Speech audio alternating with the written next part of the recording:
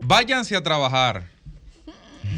Vagos todos. Así le dijo Johnny Portorreal a los Rosarios. Ahora, oye que León, ahora le dice él, váyanse a trabajar. ¿Y él cómo ahora le dice él, váyanse a trabajar. ¡Qué León! Señores, hay cosas a veces que uno dice, pero ¿cómo es que suceden? Bueno, dicen por ahí que todavía viene Juan y Jaya, algunos le ponen Colón de nombre, pero bueno, lo que sucedió con la familia Rosario evidencia que todavía en este país hay muchas cosas que caramba, decepcionan a la gente. Miren, la semana pasada yo abordé en este espacio el futuro de la Fuerza del Pueblo y el PLD como bloque, digamos, de oposición, cosas que tenían por delante y que en alguna medida podían servir de base para lo que se encontrarían en el año 2024. Y yo quisiera, digamos que para completar esta serie, hacer lo propio con el Partido Revolucionario Moderno y el gobierno que actualmente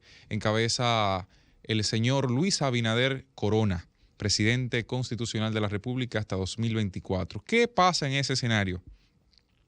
Miren, el presidente ya tiene casi 2 años al frente del Estado y sin temor a dudas ha sido un proceso bastante complejo porque la crisis derivada de la pandemia del COVID-19, fundamentalmente, más que por la salud, por el manejo que hubo sobre el tema sanitario, siempre he estado convencido de ello, nos ha llevado a situaciones ultra complejas en el mundo.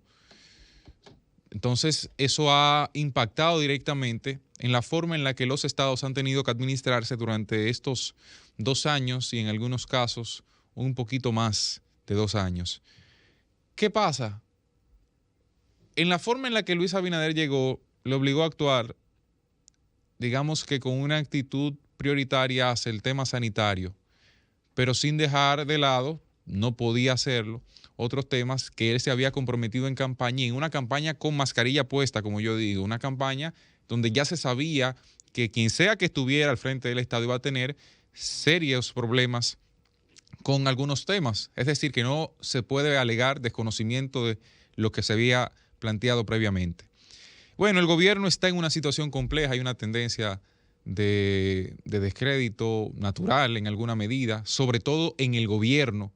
Todas las encuestas hablan de un gobierno de capa caída, no necesariamente así ocurre con la figura del presidente, y eso quienes manejan constantemente encuestas lo saben. Ha bajado, pero no una caída estrepitosa como ha tenido el gobierno y el partido, que son dos cosas que van juntas, pero no están revueltas. Y yo entiendo que el presidente puede tomar algunas medidas todavía para levantar un poco la cabeza.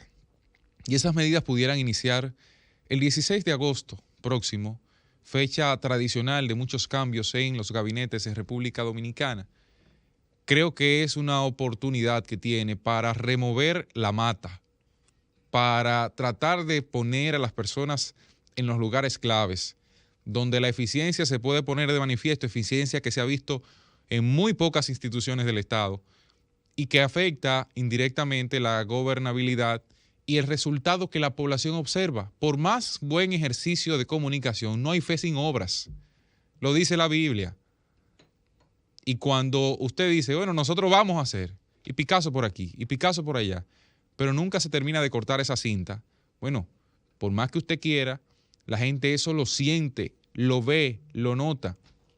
Y muchos argumentan la pandemia, pero es que la pandemia no necesariamente impide la realización de obras de mediana categoría o de pequeña categoría, que son las obras a las que finalmente los comunitarios acceden. El asfaltado de 2 calles, una escuela en un sitio. No estoy hablando de que vamos a inaugurar una circunvalación en 2 años del gobierno, o que vamos a inaugurar el nuevo metro de Santo Domingo, una línea completa. No. El que en alguna medida tiene un poco de razón puede entrar en ese elemento sabiendo que al gobierno le hace falta ese empuje de cumplir sencillamente con lo que prometió y que debe iniciar con esa remoción en el funcionariato, vamos a decirle así, en el grupo de personas que acompaña al presidente. Pero además, el presidente debe entender que su gobierno está en alguna medida plagado también de corrupción.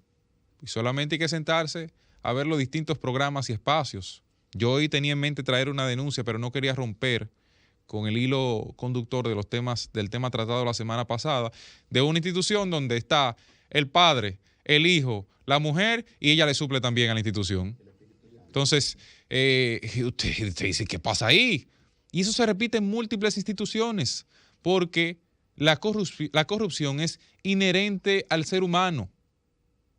Todos somos en alguna medida corruptos, en algún grado mayor, en otro menor, con una sencillez como ponerse adelante en la fila, o un trato privilegiado al llegar al médico, o en otro caso, robándose 200 millones de una institución. Pero ambos son corrupción. Entonces, el presidente debe olvidarse un poco de que el tema corrupción es un tema bandera, o entonces llevar al gobierno a ese nivel de lucha anticorrupción, porque en el gobierno hay muchos casos y parece que hay dos gobiernos. Un gobierno que usted puede sacar al funcionario desde que usted se entera que cometió un caso de corrupción, y otro gobierno donde 1000 personas le dicen lo mismo, le presentan los datos y no ocurre nada. Entonces, eso debe tener algún tipo de consecuencias. Además de que hay que buscar al partido. Todavía hay funcionarios que no son admitidos por el partido. Todavía hay funcionarios que no se han sentado con su dirigencia después que ganaron las elecciones. Y por ende no han podido ni siquiera llevar a la gente que le prometieron posiciones. Y no es que yo esté de acuerdo con que el Estado es para rifárselo. Pero hay que estar claro que en alguna medida usted gobierna primero con su gente de confianza y segundo con quien le hizo el trabajo. Porque por más ideológico que usted sea, la naturaleza, la concepción de un partido es: pienso en el partido, formo parte de ese partido y al llegar al Estado, desde el Estado hacemos las transformaciones que fueron pensadas en esa organización política. Y eso no se ha hecho. Hay muchísima gente del PRM que está suelta en banda y que a 2 años de las elecciones no se ha podido beber un vaso de jugo del trabajo que tuvo en términos electorales. Y eso hay que tenerlo claro. Y eso le afecta indirectamente al gobierno. De ahí que el PRM hoy tenga ciertas situaciones tan complejas que muchísimas encuestas arrojan un 35% un presidente. Más allá de la crisis, porque eso es algo que no controla el presidente de manera total, debe tomar eso de referencia, y la eficiencia que tanto pregona Luis Abinader debe manifestarse en el ejercicio de la administración del Estado. El presupuesto de inversión, ahorita lo hablábamos, no es verdad que puede estar siendo, no se ha podido ejecutar. Eso es un daño terrible a una obra de gobierno. 2 años consecutivos en la misma condición. De verdad que eso es preocupante. Y si esas cositas no se arreglan, por bien que llegue el momento que pase la crisis, cosa que no es tan segura, es compleja la retención del poder más allá del 16 de agosto del año 2024, y eso debe saberlo el gobierno. Cambio y fuera.